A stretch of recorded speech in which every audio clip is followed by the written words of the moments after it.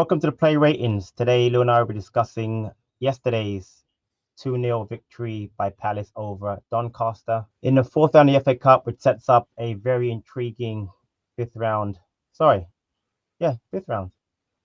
with Millwall. Should be fun. Lou, you indeed did a watch along. Your thoughts on the match? Yeah, it was an efficient win by us. Very professional. Kind of what I hoped for. Minutes for the players that needed it. Clean sheet. Another 2-0 win. No injuries. Yeah, perfect performance. Maybe not like a glamorous performance, but I don't think we got out of second gear. Yeah, I agree. Just to remind you, if you could please like, subscribe. We appreciate your support, your comments, any thoughts on our ratings. Please drop them in the comment section after. I want to talk quickly, Lou, about the match before we get into individual performances. So give me 1 second when I pull up. Want to pull up the first half stats. So let's see, because it was an interesting game. Glasser made some interesting comments about the game as far as the way we were set up. So I'll get into that in a minute too. But let me pop this up first. So these are the first half stats. You'll see that we dominate possession, 69% to 31%. Those who cannot see, shots 6-3 for us, on target 2 apiece, and the one big chance which we'll get to. But your thoughts on how we set up in the first half? I want to mention Glasser's comment in a minute. I think it's always tough when you've got players who don't normally play with each other. That connection is missing a bit. Obviously, the pitch I thought was terrible. I thought it was bad at first, and D was like, "Oh, it's not that bad." Then when I was watching some of the passes, the ball was just going bobbling non-stop. It's hard to get a good passing rhythm going, get your patterns right. But yeah, Doncaster were always going to make it hard for us. They sat down in a low block. For them, it was to frustrate us and hopefully nick a goal somehow. That didn't really happen, but yeah, there was glimpses of quality. Like the free kick that we scored was a really good routine. So yeah, in the end, our quality got us through. And I feel like everyone was professional in their performance. No one took it lightly. So, yeah. What I want to bring up here's the quote. So it's post-match during the Palace TV. This is what Glasser said. So I want to talk about this real quick before we get into the individual ratings. I think Doncaster did well tactically. They man-marked our 10s, Justin and Daichi, with their 6s. So they always had a 6 versus 5 in their back. That means that we had a good build-up from the back because we had 5 versus 4 or 6 versus 4 if you include the goalkeeper. And we didn't have a lot of trouble coming into the final third, but the last pass was not good enough. And especially our wing backs were too deep, so they didn't run in behind. We scored a great set piece goal, which you just mentioned there, Lou. Big credit to my staff for preparing this and also for the execution by the players. So what I wanted to talk about is Daichi and Deveni, because you mentioned obviously we're getting to individually, but they don't start a lot, especially together with Mateta. And you mentioned the pitch, but I thought they did a really good job of adjusting as the match went on, and also thought that the back 5, so Lacroix, Gahey, Richards, Munoz, and Mitchell in the beginning. I remember I mentioned before. Remember the West Ham away game where we kind of just kept possession in the back and kind of tried to dominate that way. I thought yesterday's game was very similar. What are your thoughts as far as how we tried to keep possession in that first half? Well, it's much easier to keep possession when you've got someone like Adam Wharton in the middle and get to him. And Hughes to an extent as well. But geez, just the way he receives the ball, the way he commands it, where he's marshalling. Even when he's not receiving it, he's saying who should be receiving it. It makes it so much more easier. And I think he's the only one on that pitch that made it. He could have been playing on gravel, sand, in space with no gravity, and he'd still control the ball and make it look effortless. One of the big things for me was the wing backs weren't getting high enough. Mitchell, like I said, he ends up taken this whole natural position of being in a left back position and not a left wing back position, and it's these split second moments in football. You know, football is a game of minimal distances, like split seconds, and if you're not there in the right place or you're not arriving at the right time, things can break down. And he was always like a second late, or the run didn't have enough intensity, or Munoz was too tucked in. He should have been a bit, I would say, like 5 yards wider and 5 yards further up, and it really stretched Doncaster out. And then as soon as you get the ball in those wider areas, then you can make your 10s can make those runs in behind that we talk about, which then stretches and makes more space. But yeah, it was always going to be a difficult game. We rung the changes, but yeah, I'm still happy with it. It's a learning curve for the players, and it's good for the players that don't really get that many minutes. 100%. Let's jump into the individual performances. So we'll start with Turner. 7.5 from me, 7 from you. I thought, again, he did a good job. It's only his, let me get the stats here. I think that's his second clean sheet in 3 cup matches. Obviously, Stockport and Villa being the others when you give up a goal against Villa. Made, let's see here, 4 saves they had 4 shots. Had a nice save in the 9th minute on Bailey after Richards lost the ball. Had a save on Billy Sharp and a save on Bailey again in the 80th minute. I just thought, again, for a guy who doesn't play a lot, he did a good job. Yes, distribution wasn't great. Talk about his kick is not great, but I thought for someone who doesn't play a lot, he's a very capable backup. So what are your thoughts on Turner?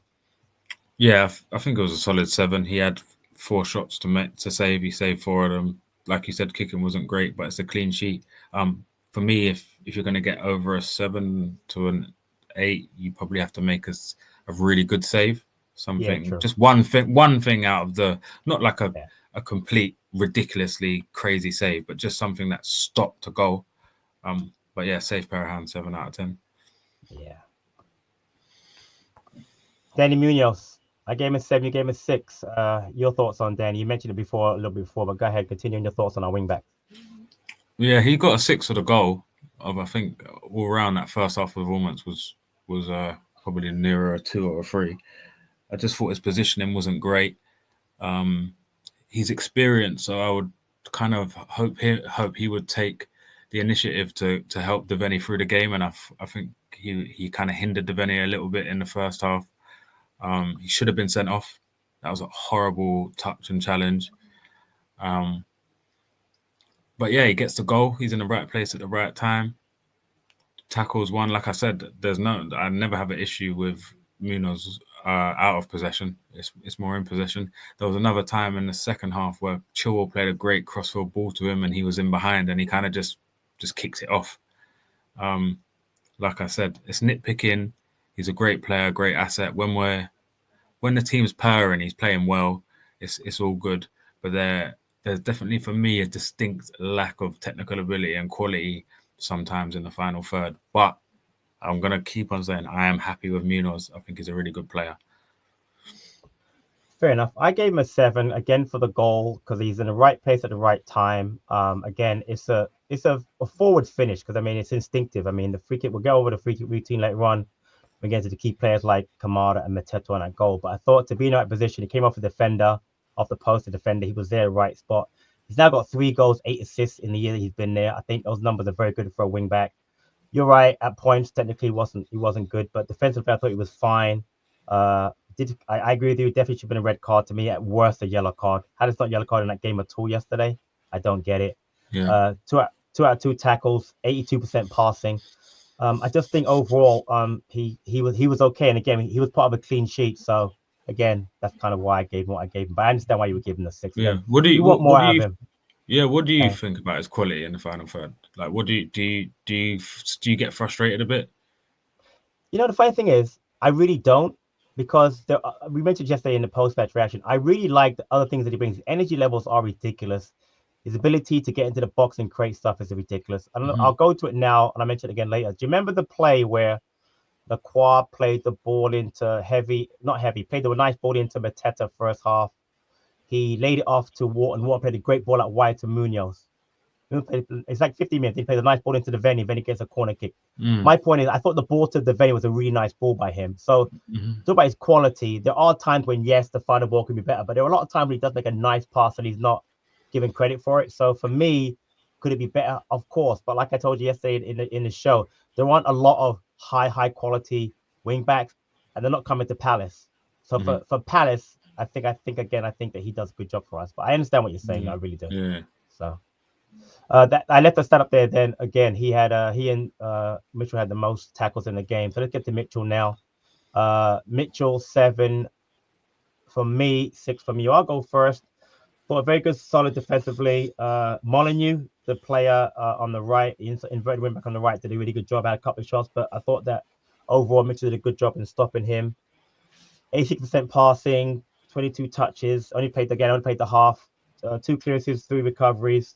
Again, he wasn't as good of an attacking threat as Chilwell was as he came on, but I thought Mitchell had a solid game. But your thoughts on Ty? Yeah, Ty he didn't really have much to do in the first half. So I can't really give him a 7.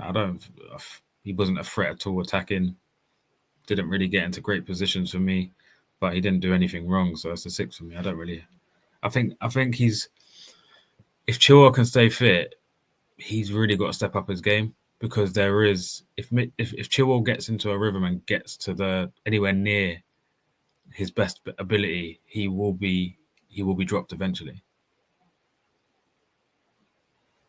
That's fair enough. And I think long term, I wouldn't have a problem with that, because I think that Chilwell first half attacking is a benefit, and Mitchell second half or late defending is perfect for us. So, and you're right, his levels will have to be raised, otherwise he won't play. So I think that's fair. So I got no problem with that. That's probably one of the biggest things of Chilwell coming in, is the fact that Mitchell's really got to improve his attacking output, and just his bravery on the ball and off the ball, because he's good enough to do it. He's technically sound. He's not slow. He's just got, I think it's just more of a confidence thing, and maybe just being a bit more that football IQ of taking up positions before and not arriving there later. And then just timing those runs, especially when Adam Walton's in the team now, because he will find you. Yep. That's fair. Let's just go to our central threes. I'll start with Mark Gahey. I gave him an 8. You gave him a 7.5. Why don't you go first on Mark Gahey? Solid for me yesterday, honestly. But. Yeah, all my defenders are around the same. They didn't really have anything out of the ordinary to do. I love the fact that Gahey against Stockport, he lowered his levels a little bit, and he didn't let that happen today. He was a very professional, strong, treated it like a Premier League game, physical. I love how calm he is on the ball. There was one time where he lost it in the middle of the pitch right after me saying, "Oh, this guy never panics on the ball." I said he should have panicked there. But unbelievable talent. Like I said, in the last player ratings, I'm just embracing and enjoying every last minute I get to see him play in person on the telly, because he's, like I said, he's the best centre back I've seen since I've started going to see Palace, and I'm just enjoying every minute. He is our captain. He's respected by the whole team. You even see Munoz posting. Everyone salutes him as the captain. He is the general. He leads by example without screaming and shouting. Listen, I have never have one bad word to say about Gahey. He's probably one of my all-time favourite Palace players. Yeah. Part of the clean sheet with obviously Richards and Lacroix. He was mostly marking Billy Sharp. When I noticed that Billy Sharp, he had 17 touches, 2 in the box and 2 shots.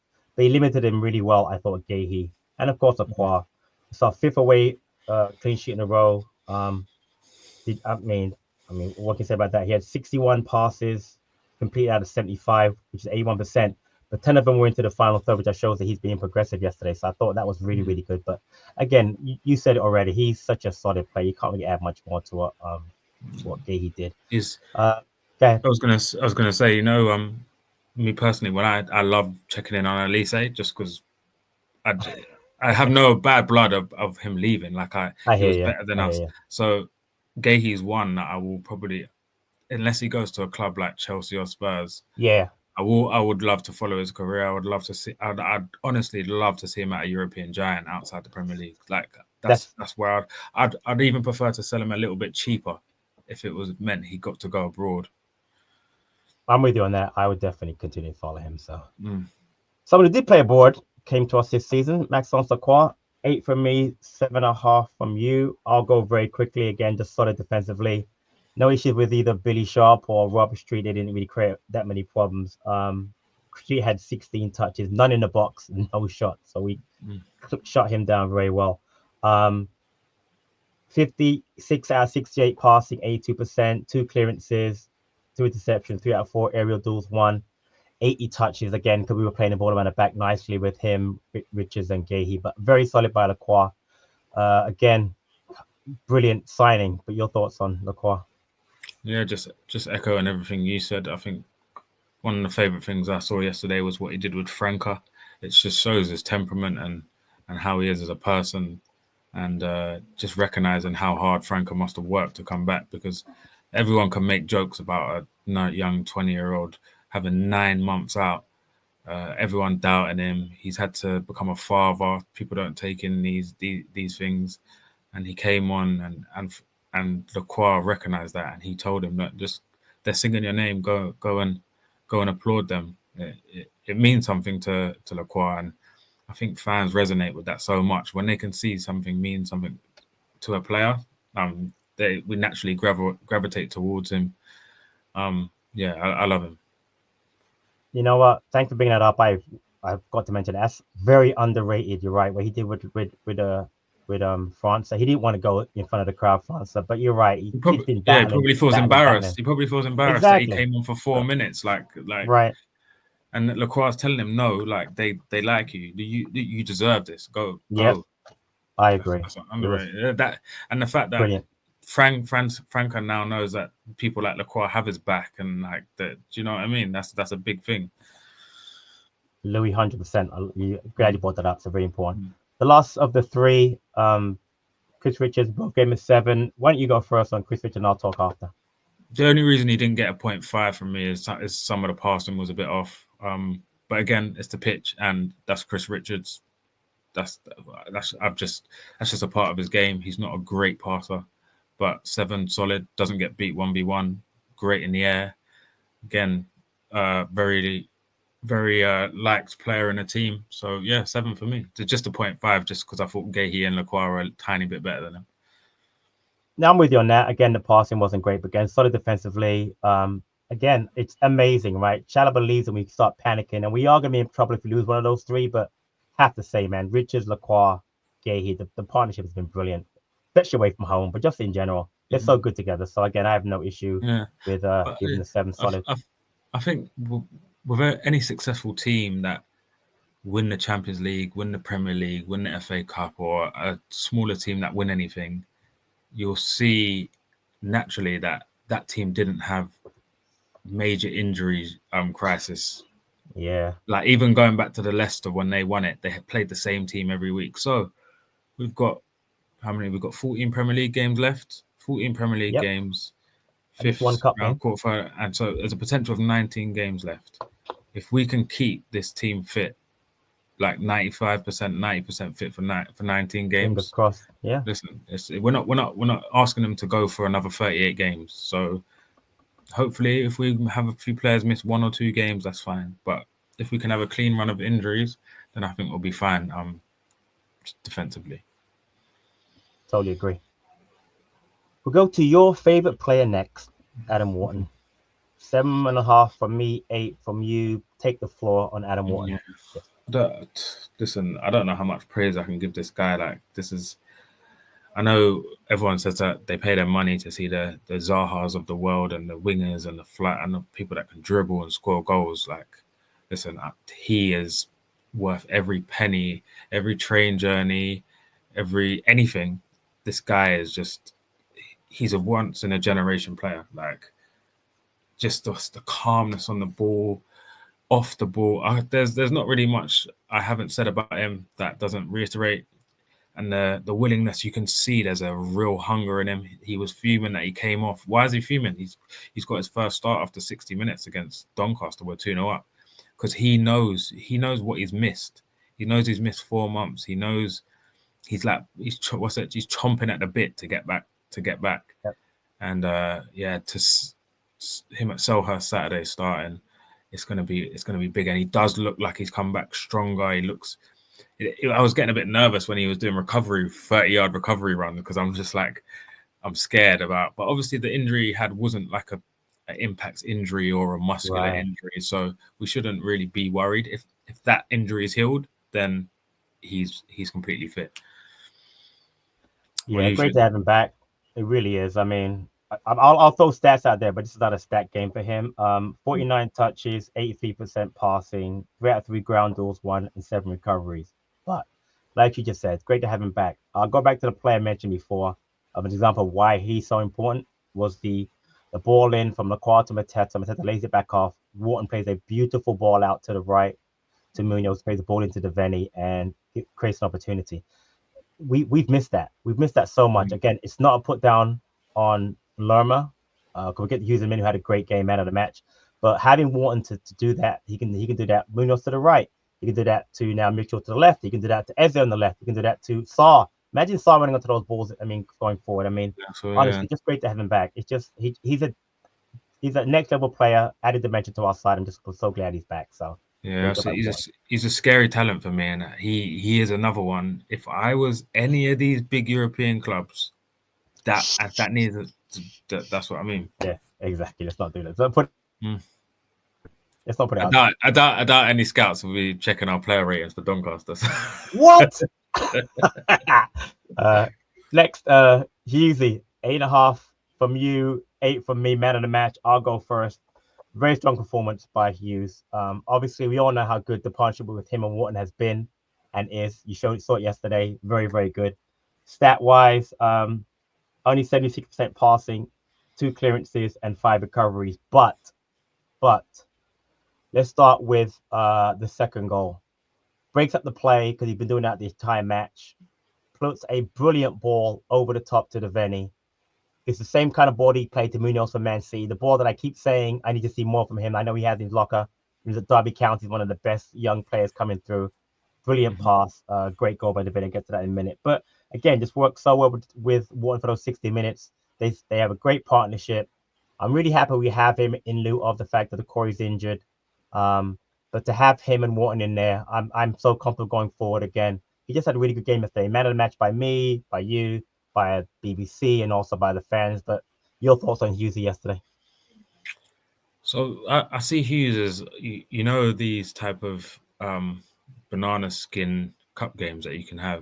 If there's one person that is not going to let you down, it's Will Hughes. He's going to put his foot in no matter. He doesn't show the opponent respect like that. Respect in the terms of football he does, but if he's playing against Rodri, if he's playing against the Doncaster centre midfielder, if he's playing against Abdullah Doucouré on Saturday versus Everton, any player, he's going to play his game. He's going to demand the ball. He's going to win it back. He's going to be nasty. He's going to leave one in on you.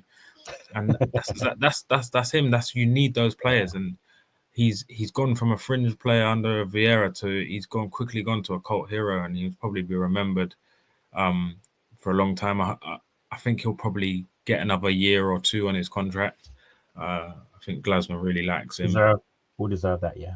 Yeah, I think they already said that they triggered the extension. But credit to Glasner here as well, because he's taken Hughes' career that looked like it not spiraling down, but it was on a downward trajectory, and he just gone straight back up because he's just been unbelievable, and I'm really looking forward to the partnership with Wharton again. 100%. Let's go to the second goal scorer, Justin Devaney. I gave him a 7, you gave him 6.5. Why don't you give me your thoughts first on Justin's performance yesterday? So when I was watching his performance, I think this is how football creates opinions, because you saw some people say he had a really bad first half. Some people said he was good.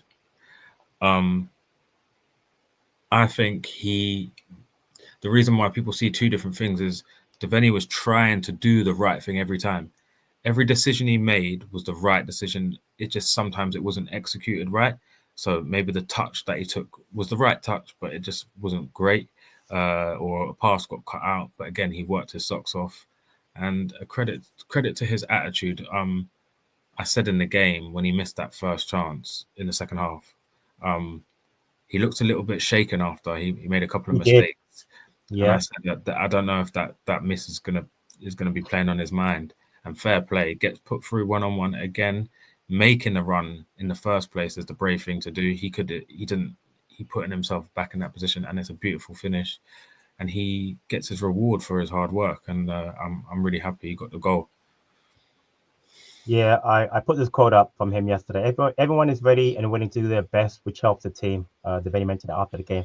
Again, with you, what's that? His third start, Fulham, Villa, and then Doncaster. 2 goals in 3 starts. I love the way Glazer uses him, puts him in. We mentioned it before, as a sub.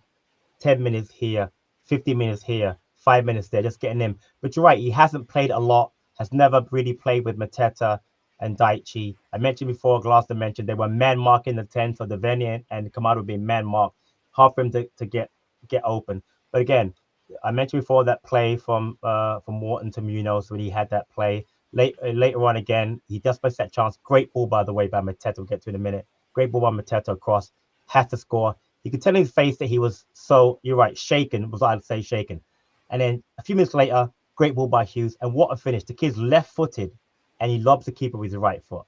Just a class finish. I'm so happy for the kid. Kisses the badge, runs over to the crowd. I mean, what's not to love about that? But no, I thought he played really well under circumstances. And again, a player that Gloucester is nurturing, into games. I thought, again, I thought he did well yesterday. So I'm very happy for him. Really happy for him. Let's move on to his partner in midfield, Daichi Kamada. Sorry, 1 second. 7.5 from me, 7.5 from you. Why don't you go first on Daichi's performance yesterday? I thought Daichi was he was another one who you could see was technically sound. Probably had the best pass completion and ball retention in the team, kept us ticking over. The only reason I would say that he didn't get 8 from me, I think there was an opportunity in the second half where there have been 2 runs that he could have slipped through.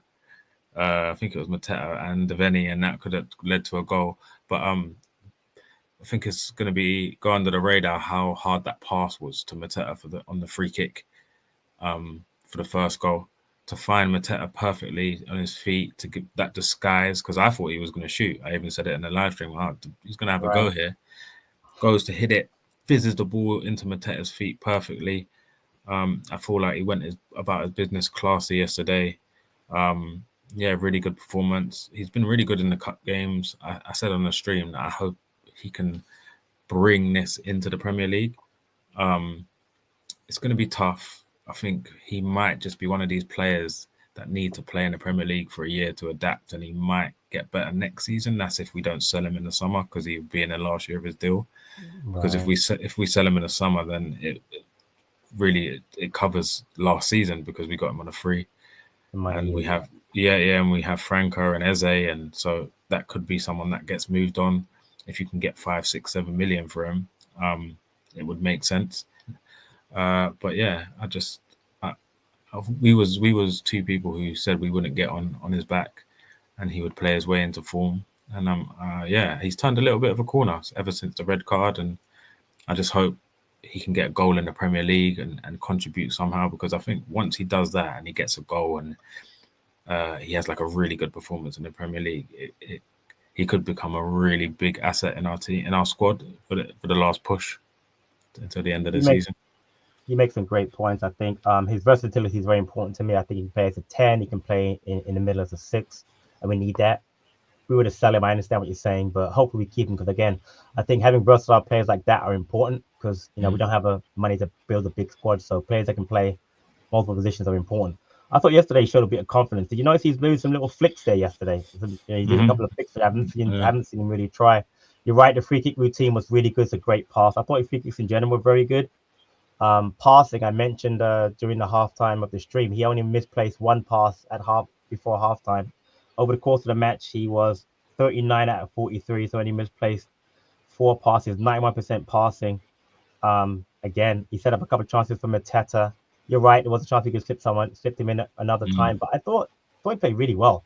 Again, being man marked, Doncaster away, weather, heavy pitch, etc. He's adjusting, but I thought Yeah. Dyche did a good job yesterday. It So could kudos it, to it him. could be one of those easy game for a player to just coast through Yep, and not, and he low showed great league team. attitude. But Yeah, I do think Glasner does. That's like a zero tolerance for him. I think that's one of his non-negotiables. He does not let players act like that. And the fact that someone would do it against Doncaster away would probably mean they wouldn't play in the Premier League. you nailed that. I agree. Mm. Last starting 11 player, JP, 7 from me, 7 from you. I'll go first. Solid, good hold up play, good link up play, had some shots. Again, the free kick routine that he set up, which is obviously a set piece that worked. The shot was unlucky, hit the post. Had the shot again from Deveni. From that Kamada set up for him before. Except the Deveni chance that he missed. And passing for him, excellent. 75% passing, 36 touches, 2 clearances, did well, on set plays. By Doncaster, I thought JP had a very solid game. Your thoughts on JP? Again, probably one of the most informed strikers in Europe. Rocks up to Doncaster away on a Monday night and puts in a professional performance. He ran his socks off. You'd have thought that he wasn't in the team and he was trying to get in the team for Saturday. Yeah, exactly. Brilliant touch and finish. He's so lucky not to get a goal from the routine. Again, for Deveni's chance, he's running the channels on Yep, a as a Monday striker. night, heavy in the rain. He don't care. And then lastly, he nearly had that chance at the second half where he absolutely chops the centre half, just can't get his shot off for 90 Yeah, minutes. yeah.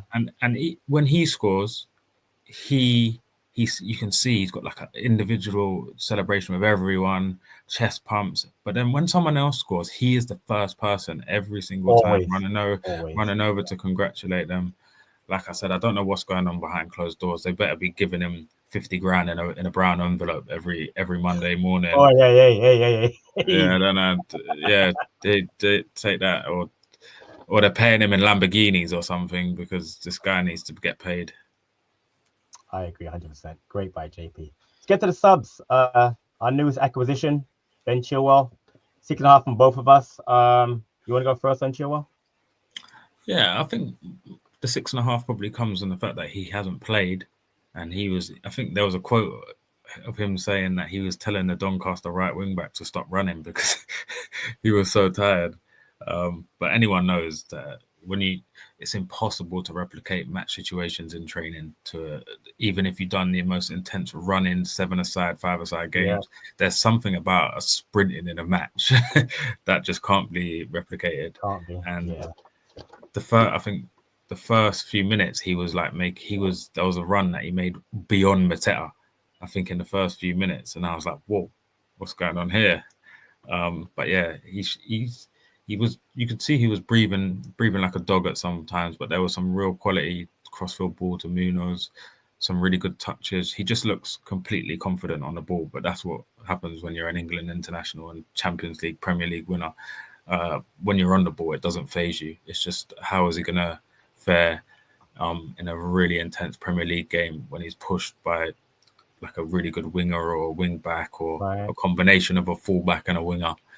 I think Everton, who plays on their right, I think it's Lindstrom plays on their right, or I'm not too sure. But even if let's say we played against Fulham in a couple of weeks and he ends up against Castanga and Adama Traore at the same time, and that would test his hamstrings and his quads. So yeah, but again, I'm really happy that he got 45 minutes, and it's just nothing but confidence. Like that's the amount of games he's played this whole season. So to come on 2-0 win, next round of the cup, his parent club are out the cup, he's through. Another week of training. Let's see if he can get 20 minutes on Saturday, or do you know what I mean? That would just be I hope he gets a really good welcome at Selhurst, and it's another positive result for him. Yeah, smart by Glasner getting him on second half. 80% passing, 39 touches, 2 out of 2 long balls. Remember that very nice long ball over switch ball to Munoz, which is nice to see. We don't see that a lot. 2 out of 2 tackles, 1, 3 clearances, 2 recoveries. A couple of crosses weren't great, but again, he's getting back into the flow. I think he's gonna add something. The fitness Mhm. levels are there. You're right. One point I did see him. He went from left wing back to like the right number 10. He was getting so high up Mm, the pitch, inverting into the midfield, which I think mm. is something we don't see from our wing back. So I liked it. So a good start for Chua. I'd- I'd- It was I'm, good. I'll be really interested to see him and Eze playing together because I think they're That's a both great technically very great sound. point. Yeah, yeah. You're right. The overlapping, underlapping from those two will be interesting. You're right. Yeah, that I think that side is day and night. If you had Gahey left centre back, Chilwell left wing back, and Eze in the left 10, the technical ability of that compared to Richards, Munoz, and Sarr is night and day. Like one side's physical battering ram, and the other side is Right. technically gifted. Um, yeah, but it's nice to have a good balance. It is. Next up, Romain Esse, both game of six. I thought he did well. Came on 60-second minute for Devaney. Showed some nice flashes. Looked really good defensively, I thought. Helping to get the clean sheet. 10 out of 13 passing, 24 touches, had a shot. Created a half chance for a header from Mateta. Had that long shot. Remember, the keeper Mm-hmm. came out. He tried to take that long shot. But I thought again, I like the way that the manager's using him. He's getting some minutes. Got what, maybe 30 minutes with the extra time yesterday. So that's good for him. Your thought, and we got Millwall next. I'll be interested for him. But your thoughts on Romain Esse yesterday? What I was really impressed with is the fact that when he came on, he didn't try too hard. It can be he's made his debut. He scored. He wasn't involved against Man United. He didn't get the start, which a lot of fans probably hoped he would, and I probably was one of them that would like to see it. But Glasner is Yeah. not here to give people what they do not deserve, and Devaney has deserved his chance, and Devaney showed he deserved his chance by scoring a goal. SA, here's 30 minutes. Let's see what you can do. I loved the one where they gave him a free kick, which was a great challenge. You could see he was back. He was battling. He got a whack to the head as well. Yeah. He showed some great passing. I was just really happy that he didn't over try. He kept it Yes. simple. Exactly. Yeah. It's really easy for a 19-year-old to think, okay, it's Doncaster, it's League Two, like this is I can do lower this. than what I was playing Yeah. before. I can Yep. do it, but it was controlled. He showed a maturity, and I think those are the things that are gonna impress someone like Glasner more than okay, I'm gonna get the ball and I'm gonna try and dribble past 2-3 players and hit it in the top corner. So yeah, I'm really impressed in that way. Happy that he got that. I don't know how many minutes he'll get against Millwall because I think it's one of those games that can be a bit emotional. Yeah. Um, Exactly. but I think if we could all pick one player to score against the scum, it would be Romain. It's written. Hopefully, it's written. So yeah, we'll see.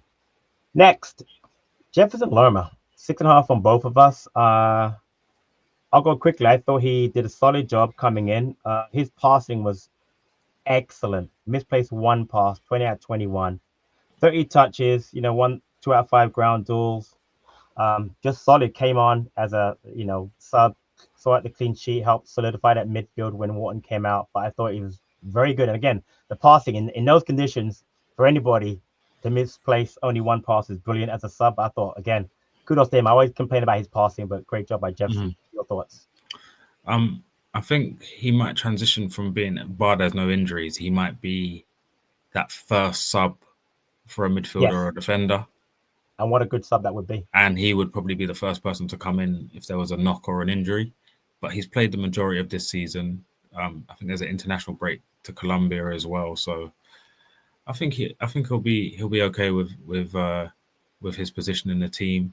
I think OG will keep him happy, and I like the fact that we can bring on a player of his quality with 30, 40 minutes to go, 20 minutes to go, shore up games, or maybe if you just need added physicality in there, or maybe the midfield's been a bit overrun with Hughes and they need a bit more athleticism in there, or maybe there's a game where it suits Lerma and Wharton a bit more. So listen, he's an experienced player, and we wanted to get to a stage where people like Lerma were on our bench, and this was the depth, and this wasn't our only option. So yeah, and he came on, great attitude again, Always. no Yeah. complaints. Yeah. Yeah. Last of all, we got two more subs to go to France and next. Both game is 7. I gave a 7 for the vibes. Obviously, he wasn't on enough, but again, to see him back on the pitch is great. The way again you mentioned how Lacroix pushed him to the crowd to give him a cheer. I'm just glad he's back. Hopefully, he can stay fit because I think he can add a lot to us. But again, your thoughts on Mateus França? Yeah, do you know what? And even when he came on, he showed a few touches. Obviously, I'm not going to go ahead Yep. of ourselves, and but he was positive. Right. He doesn't look he looks fit, in shape. Doesn't look like he's carried any weight. Looks like he stayed in shape. Looks sharp. Yeah, like I said, 9 months out. Like let's. I've given him a 7 probably for every touch he took. I gave him a 7, and the fact that the mental strength it took to come back to all the setback after setback, the doubters, and I really hope he has a moment this season that Yeah, he deserves that. A just positive a moment. one Yeah. moment, maybe just that one. It doesn't have to be a winning FA Cup final goal. Maybe it's a Yeah. goal in a FA Cup quarter final, or it's a last, like, you know how we go 1-0 up and then sealing a win at the end of a game. I just hope he gets that moment for all the hard work that he's had. I agree. Last up, Kid Kapora came on late again. Nearly scored. Again, yes, he did. Mm. Almost his first touch. Yeah, I mean, again, great to see him on the pitch. But anything you want to add about Caleb? Do you know what? I'd like to see him for a bit longer. I'd Okay. like to see it. I would. He's not the tallest, but he's a unit, and he looks quite quick, and he looks quite assured on the ball.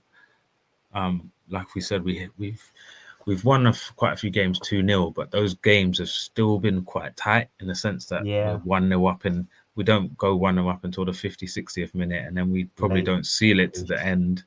Yeah. So I'm hoping that there's a chance where we're 2-0 up, or just in a position where we can bring him on and he can get some extra minutes, because I'm really looking for that one academy player that can break through and we can fill the squad with A 3 or 4. yeah.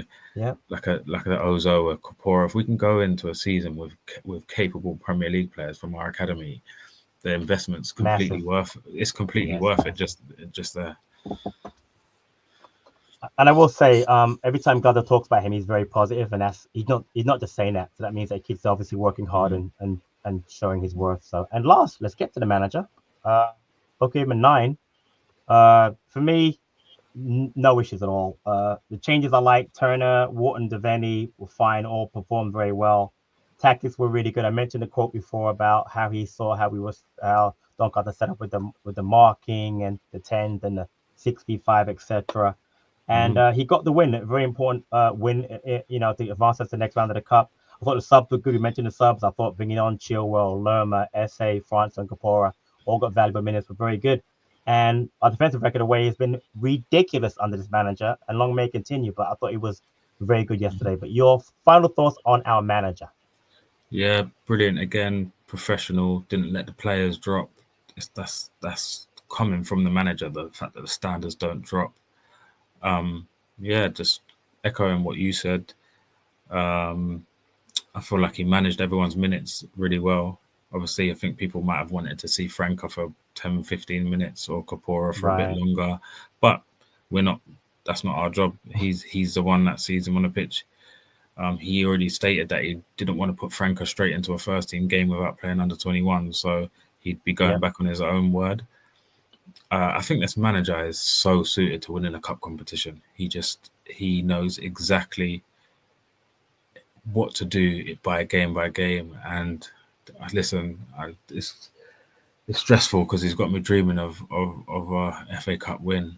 And listen, what we do for it, just get him to Wembley. If he can get us into a semi, I feel like he will thrive under that pressure, and he won't be like what Vieira done and do some crazy stuff and go free at the back against. I feel like he will that will be his moment. And the worst thing is, if he wins us a cup, he goes to a bigger team automatically because it's such a big. Or he might stay for Europe, but I know we're thinking far ahead. But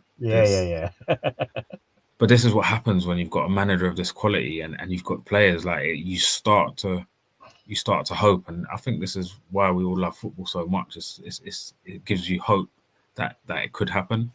And for a long time, I don't think we've had that hope.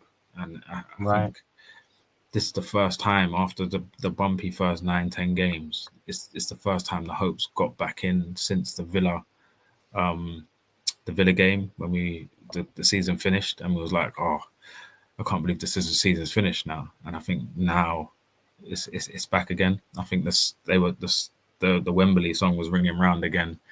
You know, I was gonna mention that Super Oli Glasner was out yesterday in full force, which is nice to hear that. So. Yeah, but yeah, what about you? Yeah, listen, man. Like I said, we're in a great place right now. Transfer window's closed, squad set. We're getting healthy players back. We're playing really well. We've got a good spot in the league. We've got our biggest rivals locally in the cup next round. I mean, what can we really complain about? I'm looking forward to it. Anyway, that's it for me and Lou for the ratings today. Please remember again, like and subscribe. Please feel free to comment in the comment section about how you felt about our ratings. Again, a little bit longer show, but again, it was a great win yesterday. We wanted to kind of get into it in depth. Appreciate all your support. We'll catch you soon with our upcoming preview of Everton. But until next time, up the Palace.